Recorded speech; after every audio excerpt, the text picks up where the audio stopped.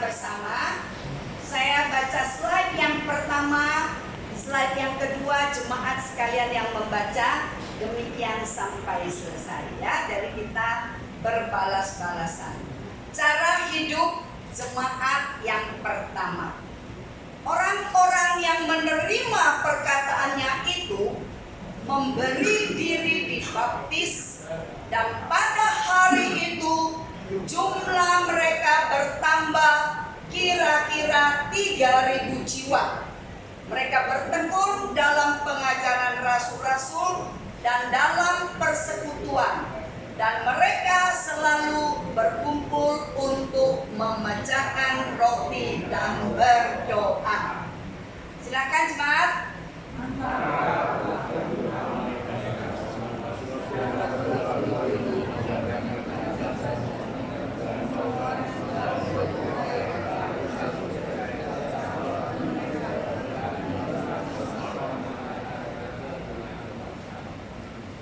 Dan selalu ada dari mereka yang menjual harta miliknya lalu membagi-bagikannya kepada semua orang sesuai dengan keperluan masing-masing. Dengan bertekun dan dengan sehati mereka berkumpul tiap-tiap hari dalam bait Allah. Mereka memecahkan roti di rumah masing-masing secara bergilir dan makan bersama-sama dengan gembira dan dengan tulus hati.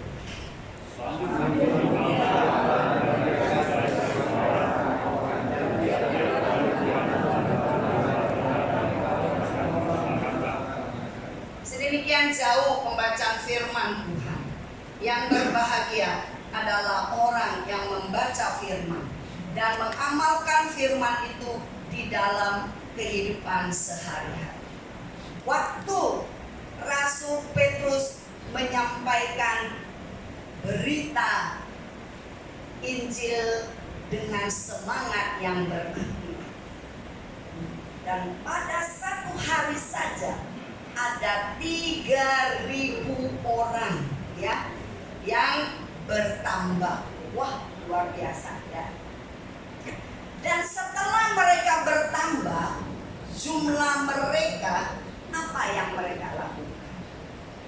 Apa yang membuat mereka terus mengalami pertambahan dan pertambahan? Apa yang membuat orang-orang merasa bahwa pengajaran daripada para rasul ini adalah pengajaran yang berbeda dengan ajaran hukum Taurat pada waktu. Saudara, yang menjadi ciri yang sangat luar biasa dari mereka adalah karena kepedulian dan kasih daripada jemaat mulai. Kasih itulah yang begitu menonjol sehingga orang melihat bahwa ini pengajaran yang lain. Ya, kalau di hukum Taurat selalu ada yang dinamakan mata ganti mata. Tetapi pada ajaran yang disampaikan oleh para rasul, yang menjadi inti pengajaran daripada Tuhan Yesus adalah kasih. Inilah yang membedakan. Saudaraku, sehingga poin yang pertama yang kita mau merenungkan adalah ketika mereka hidup penuh dengan kasih, ya, mereka pun bertekun dalam pengajaran para rasul.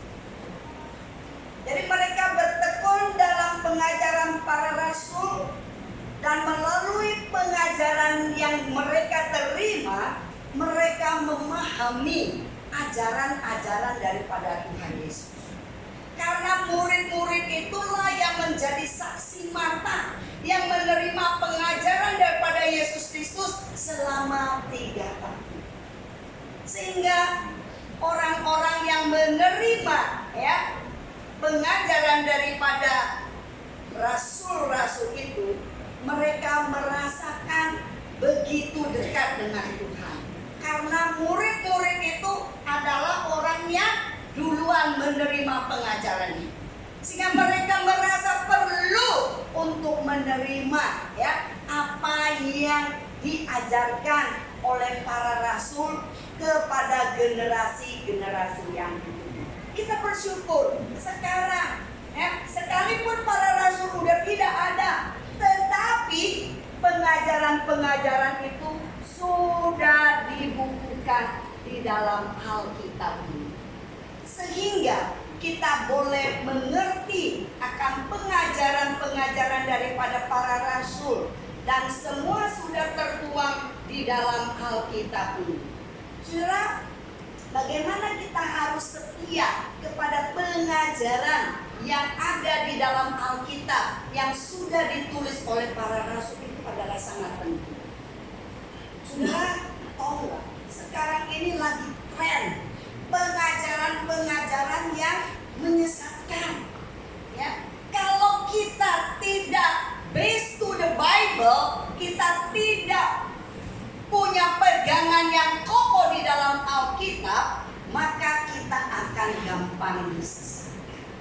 Ya, salah satu sekarang pengajaran yang lagi tren ya, Kim Jong Ji, tahu, dari Korea. Wah, orang tuh kayaknya kalau sesuatu yang dari luar negeri itu, wah, mereka merasa udah segala-galanya ya.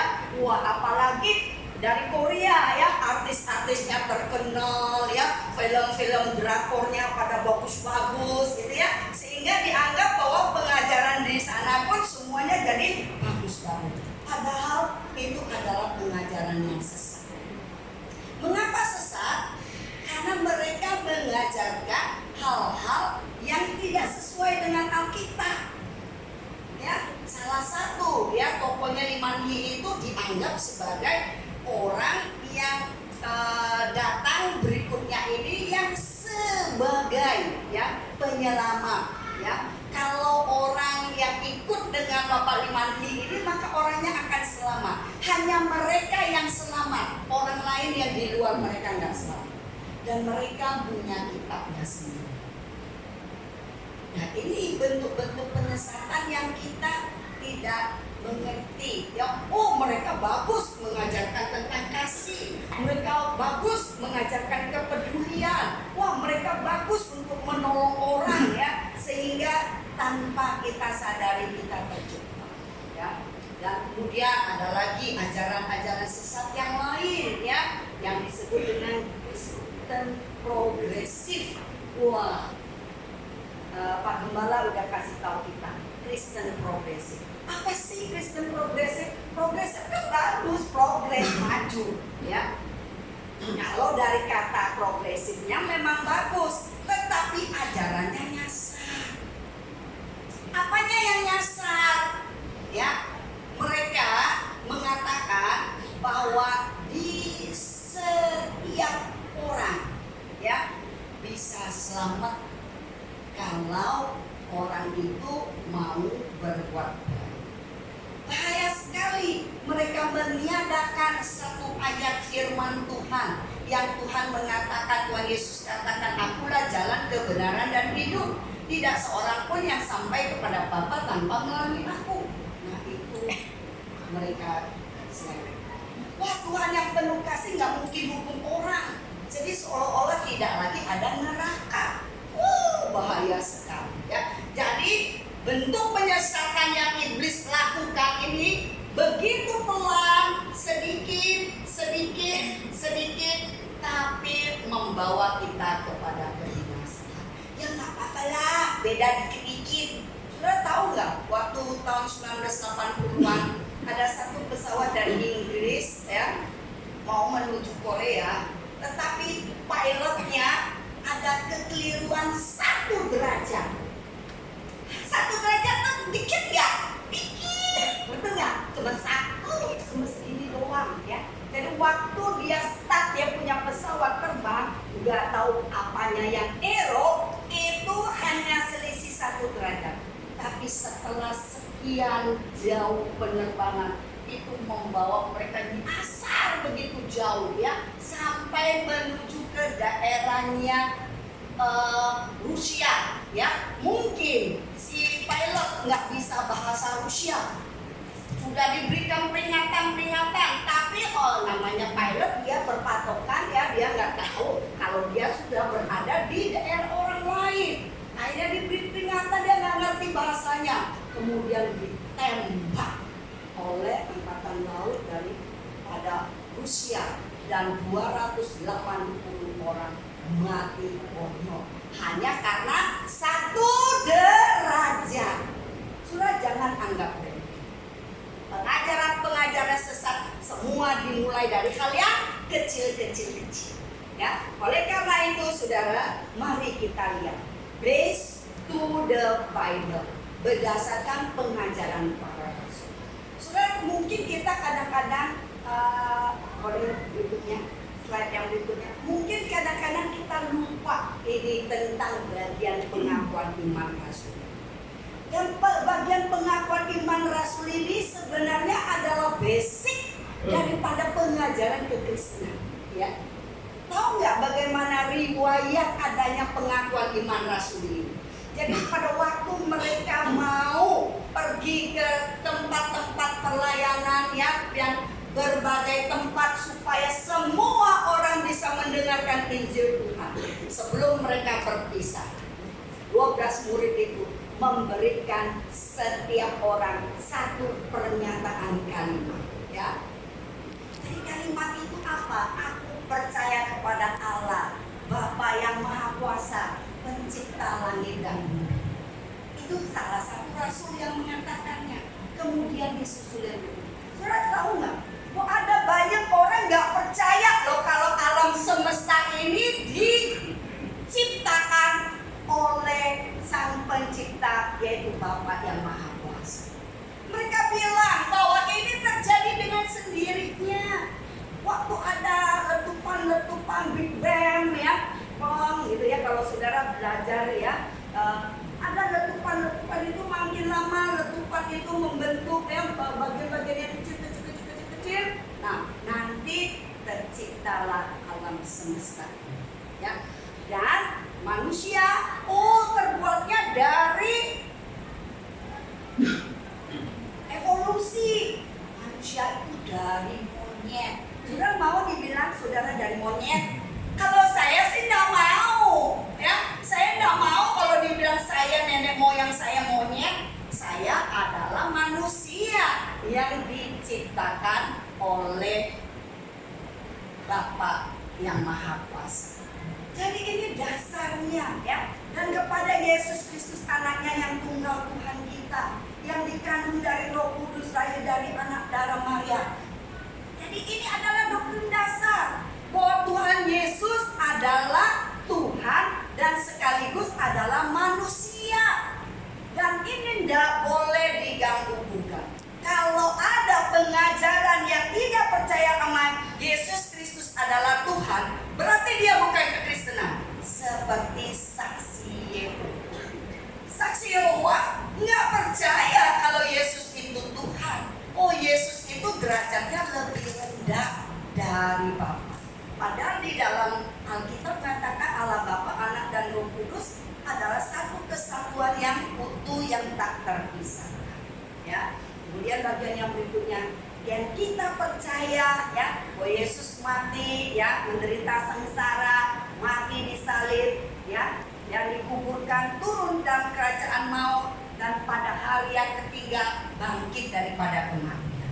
Nah, kalau ada pengajaran yang gak sesuai dengan ini, Yesus itu gak mati. Kelihatannya bagus ya, Yesus gak mati. Yesus tuh disuruh di atas kayu salib, tiba-tiba ada kuasa yang luar biasa. Kemudian tiba-tiba Yesus itu turun ya, terus ada orang yang siksain Tuhan itulah yang jadi disalib ya. Kelihatannya keren gitu ya, kayak orang main apa tuh yang suka sulap gitu ya. Habis sulap gitu kelihatan. Saudara, enggak. Kalau Yesus enggak mati di atas kayu salib ya, maka sia-sialah kita yang percaya kepadanya. Tidak ada keselamatan. Kalau Yesus nggak hidup, maka sia-sia juga lah orang yang percaya. Dan poin yang berikutnya, slide yang berikutnya. Jadi ini yang menjadi dasar, dan kita juga harus percaya bahwa Yesus itu setelah bangkit dari antara orang mati, menunjukkan dia adalah Tuhan, dia naik ke surga, duduk di sebelah kanan Allah Bapa yang Maha Kuasa. Dan dari sana dia akan datang untuk menghakimi orang hidup dan mati. Dan kita harus percaya itu, bahwa suatu hari nanti Yesus itu pasti datang untuk menghakimi yang hidup dan yang mati. Oleh karena itulah ada janji Tuhan yang masih kita nantikan. Dan berikutnya saya harus segera cepat. Dan percaya kepada Roh Kudus. Saudara, kalau ada orang yang tidak percaya kepada Roh Kudus, berarti dia bukan bagian daripada kekristenan. Gereja yang kudus dan persekutuan orang kudus, pengampunan dosa, kebangkitan tubuh, dan hidup yang baru. Inilah yang menjadi basic daripada pengajaran kekristenan, ya, yang sesuai dengan Alkitab, ya, yang di dalam sini terkandung yang disebut dengan Tritunggal, ya. Kemudian yang bahwa Tuhan itu adalah manusia dan Tuhan Yesus adalah manusia dan dia juga adalah Allah, semua ada di sini. Jadi ini adalah basic pengajaran. Jadi kalau ada saudara yang belum mengerti, maka gampang benar pengajaran-pengajaran sesat itu menyesatkan kita tanpa kita sadar. Wah, enak tuh, ikut ke sono, ya, kasih duit, kasih beras, dikasih ini, wah pokoknya apapun yang kita itu dikasih. Saudara-saudara cuma mau dikasih, tapi jiwa saudara di dalam antrian menuju ke neraka buat apa? Saudara cepat atau lambat pasti mati kok. Buat apa benda-benda yang diberikan kepada kita kok pada akhirnya kita nggak butuhkan? Kita mati, tapi jiwa kita ini. Saudara, sekarang ini kita harus waspada. Saudara dan saya harus rajin belajar firman Tuhan. Saudara harus bertekun, ya, di dalam persekutuan. Poin yang berikutnya, bertekun dalam persekutuan. Jadi nggak boleh kita bersekutu itu datang ke sini ke gereja, lihat hamba Tuhannya siapa nih yang khotbah. Siapa nih yang khotbah? Oh, dia khotbah terkenal loh dari Amerika. Baru berbondong-bondong kita datang. Ya, hari ini siapa yang khotbah? Ya, Pak Junta. Dia lagi. Nggak boleh, saudara. Siapapun yang berkhotbah di gereja ini, dia adalah siapa? Putusan yang Tuhan kirim untuk menyampaikan firman. Nggak ada pengkhotbah yang jelek. Yang ada saudara yang jelek, nggak mau dengar firman. Nggak menarik, itu lagi. Kemudian mulai main WA. Ya saya lihat, waduh, kadang-kadang aku bilang ya, kurang asem juga ya saya bilang ya. Kok dia ke gereja cuma nyetor muka sama Pak Gembala, tapi hatinya nggak ada di sini, ya, dengerin khotbah sambil main HP. Saya suka intip. Oh, jangan anggap orang negatif dulu ya. Saya intip gitu. Jangan-jangan dia kan tulis khotbah ya. Kalau saya kan juga suka tulis khotbah. Saya intip gitu apa dia tulis khotbah. Ternyata bukannya tulis khotbah, bener-bener tulis WA. Nggak tahu siapa yang dia WA. Saudara, bagaimana kita bisa bertekun di dalam persekutuan? Bagaimana kita bisa mendapatkan berkat daripada kebenaran firman? Bagaimana itu bisa terjadi? Karena hati kita aja nggak bersekutu. Hati kita jauh, badan kita doang yang di gereja kelihatannya bersekutu, tetapi sesungguhnya kita nggak bertekun di dalam. Sambil semangatnya.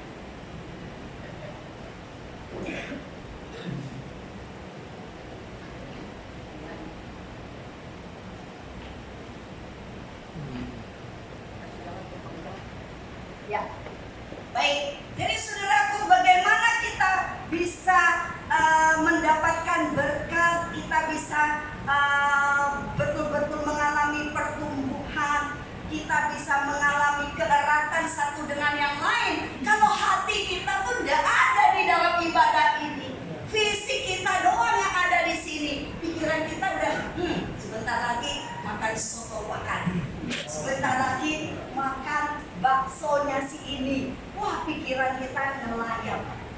kemana-mana. Sudah hati-hati. Bagaimana kita bisa mengalami pertumbuhan? Tidak bakalan bisa mengalami. Oleh karena itu firman Tuhan di ayat ini memberitahukan kepada kita untuk bertekun, ya, bertekun di dalam persekutuan. Bertekun artinya apa? Terus menerus. Orang tekun kan dikerjain. Itu namanya kita bertekun. Jadi saudaraku, mari kita betul-betul bertekun di dalam persekutuan, sehingga kita boleh menikmati pengajaran dan benar-benar masuk di dalam pikiran kita, turun ke hati kita, kemudian berikutnya dipraktekkan dalam kehidupan kita. Itulah bisa terjadi kalau kita bertekun dalam persekutuan. Saudara, kadang-kadang saya suka sedih, ya. Kadang-kadang saya suka lihat gitu ya, teman-teman yang ibadah ini timbul tenggelamnya, ya. Maksudnya Senin Kemisnya hari ini datang, nanti bulan depan nanti baru datang. Jangan begitu. Kapan kita bisa tumbuh kalau kita tidak bertekun di dalam persekutuan? Ya, saya sangat berharap, ya, kita semua setiap minggu datang beribadah. Setiap hari Rabu ya sekarang ya, Kamis, setiap Kamis persekutuan kita datang.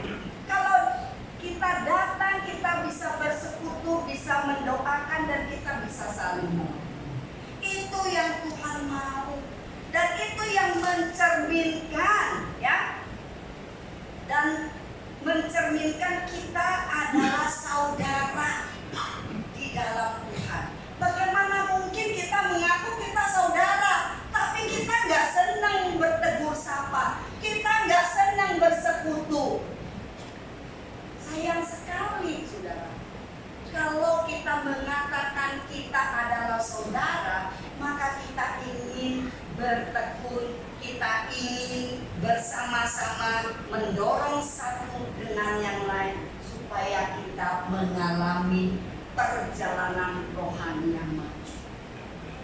Sudah di dalam persekutuan kita bisa tahu melalui sharing, apa sih kesulitannya si Pak Akia, oh apa sih kesulitannya Bu Noni, ya, apa sih kesulitannya Bu Ace, Bu Cece.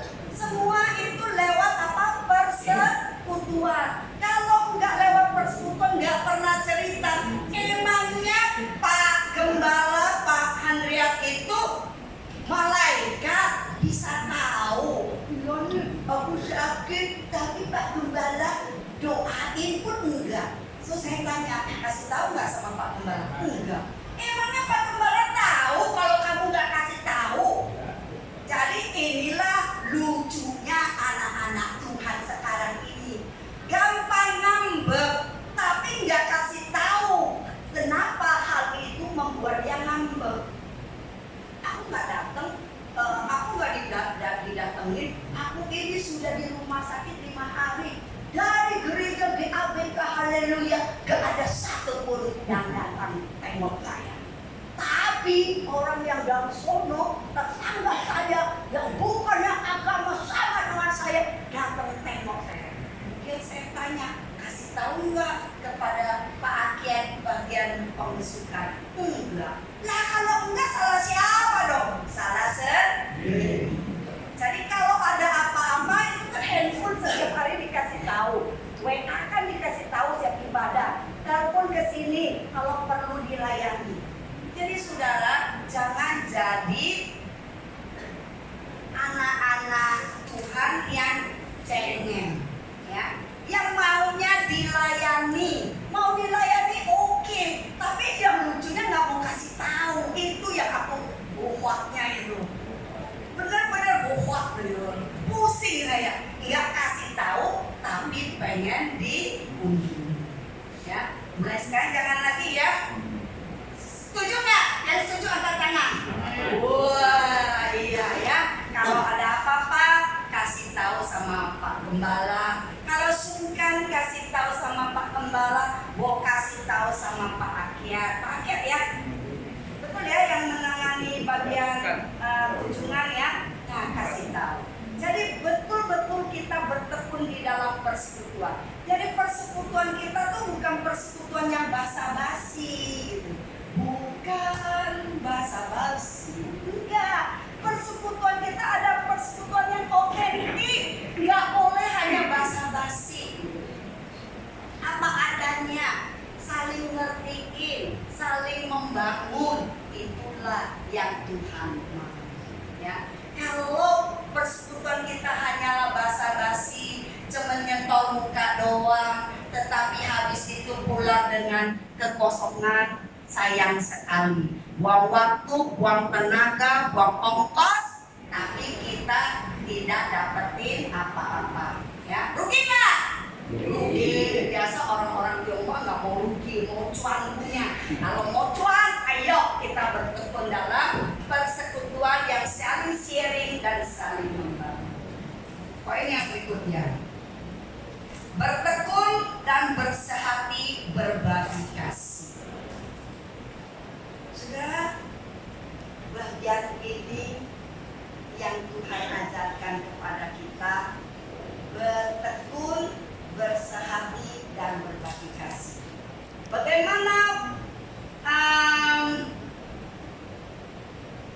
jemaat yang mula-mula bisa sampai menjual harta benda mereka untuk mereka boleh berbagi dan membagikan kepada orang-orang sesuai dengan keperluan. Luar biasa kan? Sampai bisa berbuat seperti itu. Kenapa mereka bisa sampai berbuat seperti itu? Mereka bisa berbagi kasih. Mereka nggak hitung-hitungan gitu ya. Yang perlu ditolongin terlebih dulu. Kenapa mereka sampai bisa lakukan? Karena mereka punya roh. Roh Tuhan yang ada di dalam diri mereka, ya, itu membuat mereka menjadi pribadi-pribadi yang tidak egois. Itulah kuncinya. Kalau orang sudah tidak egois, dia akan bisa, ya, berbagi kasih satu dengan yang lain. Dia nggak akan hitung-hitungan satu dengan yang lain. Orang pelit nggak pelit itu bukan karena dia punya duit atau nggak punya duit. Banyak saya ketemu orang kaya tapi sama duit begini, nggak mau berbagi. Tapi pernah saya bertemu dengan orang yang sederhana, rumahnya aja nggak punya kursi, tapi dia rela berbagi. Dan waktu itu saya ingat persis waktu saya menjadi seorang gembala. Saya kunjungan kepada sebuah keluarga. Keluarga itu memang baru pindah di tempat itu. Di rumahnya nggak ada kursi, ya, nggak ada tempat tidur. Mereka tidurnya ngegepok gitu. Tapi pada waktu saya pulang dari para kunjungan, dia membekali saya dengan ketan, ya, dengan sayuran yang mungkin dia beli di pasar. Waktu terima itu, saudara tahu nggak? Saya itu sampai keluar air mata, nangis saya. Orang yang ternyata nggak kaya, kursi nggak punya, tempat tidur nggak punya, tapi rela memberi. Jadi orang mau memberi bukan harus kaya dulu, tapi hati. Itu bicara hati. Kalau hatinya nggak digerakkan oleh Tuhan, kalau dia nggak punya roh Tuhan di dalam dirinya, dia akan cenderung menjadi orang yang ketat dalam pengawalan untuk orang. Kenapa aja bagi kamu kentang, rumahku juga perlu kentang. Ya, itu yang terjadi. Maka siapapun kita bisa bertekun dan bersehati berbagi kasih. Mau nggak kita bisa saling berbagi? Mau puji Tuhan. Nggak harus kaya, saya saya katakan, kita punya seberapa itu yang kita bagi. Kalau memang saya nggak kaya, saya tutup di rumahku cuma punya 10 kilo beras, katakanlah. Tapi kalau ada orang, saudara seiman saya yang udah bilang, Bu Lili, aku ini udah 2 hari nggak makan loh.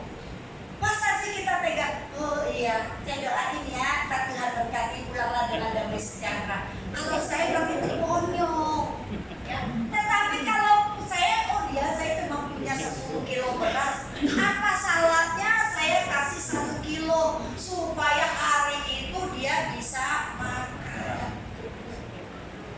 Setuju nggak? Siapa yang setuju? Setuju. Tapi jangan hanya ngomong doang, tapi harus dipraktekkan.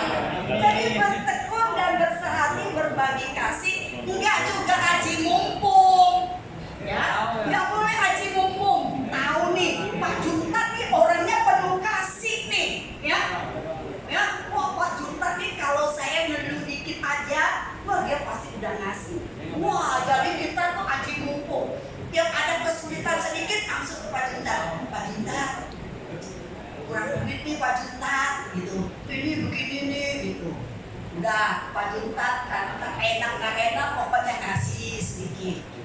2 minggu lagi datang lagi, Pak Junta, kali ini pembantu saya kabur, gitu kan. Perlu duit untuk cari pembantu yang lain, cari Pak Junta. Itu namanya aji mumpung. Nggak boleh juga. Berarti kita egois, hanya mementingkan diri sendiri, hanya mementingkan kenyamanan diri. Kalau aku senang, aku happy, nggak peduli Pak Junta ada atau enggak. Pokoknya Pak Junta mesti nolong saya. Kalau enggak, Pak Pendeta nggak mau nolong saya. Pendeta terus yang dijadiin sasaran, saudara ya. Padahal dia sebenarnya nggak butuh-butuh banget, ya. Tapi dia agak sedikit serakah, ya. Jadi memanfaatkan orang untuk menolongnya, nggak boleh juga, ya. Jadi firman Tuhan katakan, mari kita mempelajari firman Tuhan dengan berdoa, berbagi segala sesuatu yang kita miliki dengan sukarela, dengan sukacita, dan sesuai dengan dompetnya masing-masing. Ya, jadi harus disesuaikan dengan dompet kita. Nggak perlu pergi ngutang ke tetangga. Pak itu mau minta tolong saya nggak punya duit. Saya pergi dulu ngutang sama tetangga untuk kasih dia. Nggak perlu juga. Karena saya mau kasih kisah nyata ini, ya. Saking dia punya jiwa memberi, dia lagi nggak punya, dia mau pinjam sama orang lain untuk nolongin orang itu. Nggak perlu juga seperti itu. Kasihlah yang ada pada diri kita, ya, dengan sukacita dan suka. Kemudian menunjukkan kasih perhatian satu sama lain, tidak hanya dalam kata-kata, tapi dalam tindakan yang nyata. Itu penting. Jangan cuma pintar ngomong doang, ya. Talk only, no action. Nah, ya. Talk only, no action. Apa ATM? Apa? Nggak tahu. Ada istilah baru, bagus juga. ATM atau omong. Artinya apa sama? Banyak ngomong, nggak ada gunanya. Saya dapat satu istilah yang bagus. ATM atau omong.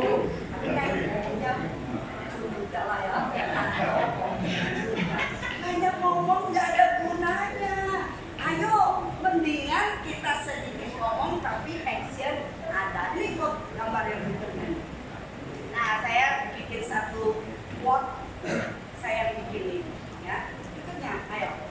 Nah, saya bikin quotation begini. Tindakan nyata yang kecil, ya, tindakan nyata yang kecil jauh lebih bermakna daripada ribuan kata kata yang diucapkan.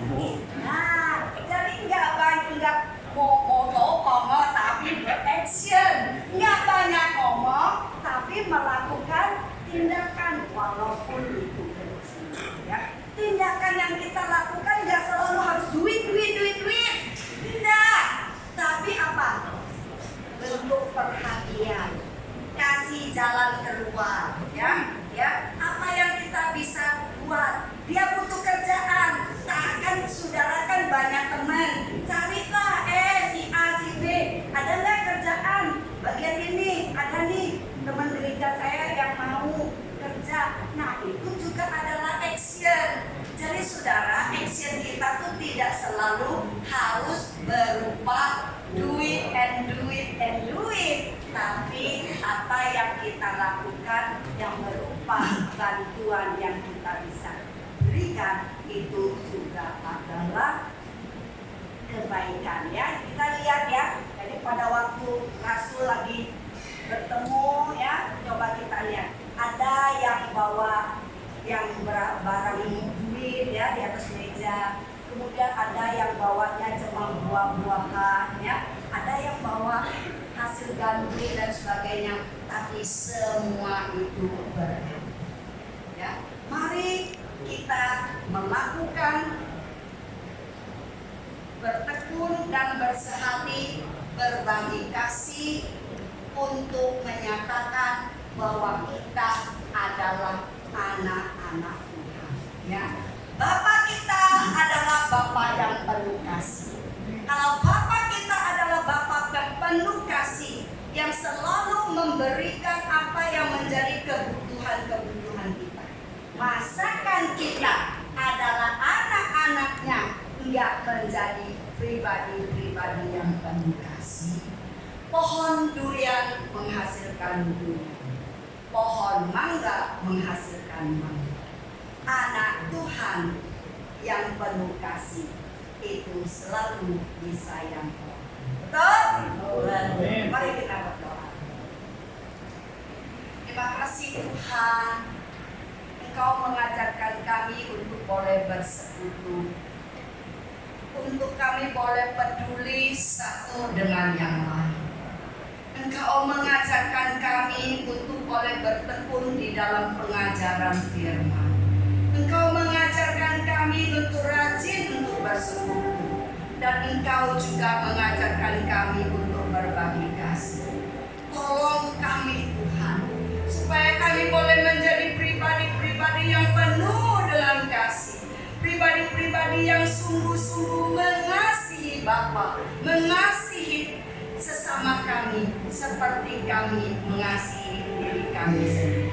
Tuhan, tolong gereja kami di tempat ini, agar gerejamu di tempat ini semakin hari semakin banyak jiwa yang baru yang Tuhan bawa melalui kami yang Tuhan.